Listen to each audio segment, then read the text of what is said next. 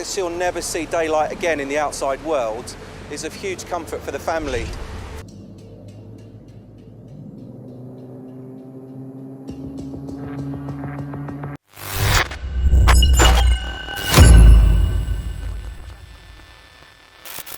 In the heart of Peterborough, England, a narrative of horror would unravel, etching itself into the records of British true crime history.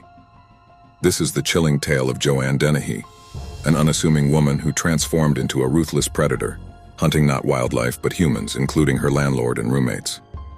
She does what she wants to do, and she doesn't care about the consequences. She wanted to chop the fingers off a prison officer and use that on the electronic keypads to get out. As a child, Dennehy was known to be a happy, cheerful character, growing up in a loving family, a world away from the monster she would eventually become. Dennehy is somebody who takes what people think that they know about people who are dangerous and how they operate. Her story took a drastic turn when in her early teens, she began spiraling into a realm of drugs and petty crimes, a vicious cycle that gradually consumed her.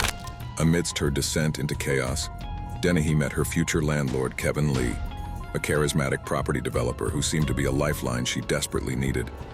He offered her a room to rent, an olive branch extended to a drowning soul.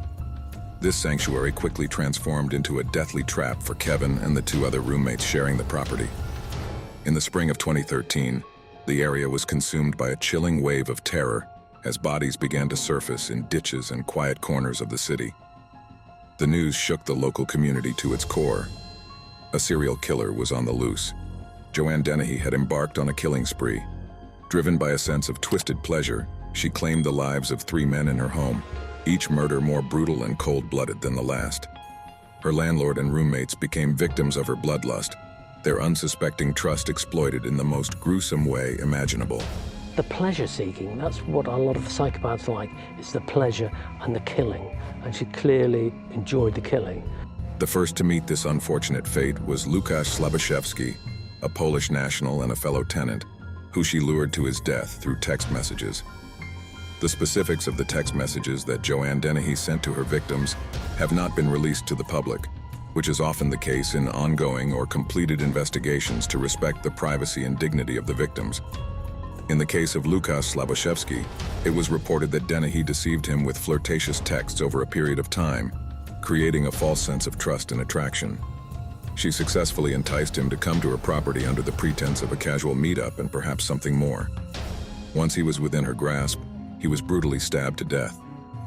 His lifeless body was dumped in a wheelie bin, a horrifying end to an unsuspecting man who simply thought he was to meet a woman and enjoy her company. 2 of Joanne Dennehy's victims were murdered inside this house on the outskirts of Peterborough. The first, Łukasz Slabaszewski, a man she had befriended, was lured here with a series of text messages. Next was John Chapman. The ex-Navy man was overpowered in his sleep, the sanctity of his dreams shattered by the cold, sharp blade Dennehy wielded with unnerving ease. His life, once spent serving his country, was mercilessly snuffed out in the confines of his room. Investigators suspected the same MO. Dennehy flirted with him, gained his trust enough to be invited over. Finally, it was Kevin Lee, the landlord himself. She was having an affair with Lee, and a couple of days before she killed him, he told his wife about the affair. So he's gone home, told his wife he's having an affair with her, and then 2 or 3 days later, she kills him. Who fell victim to Dennehy's bloodlust.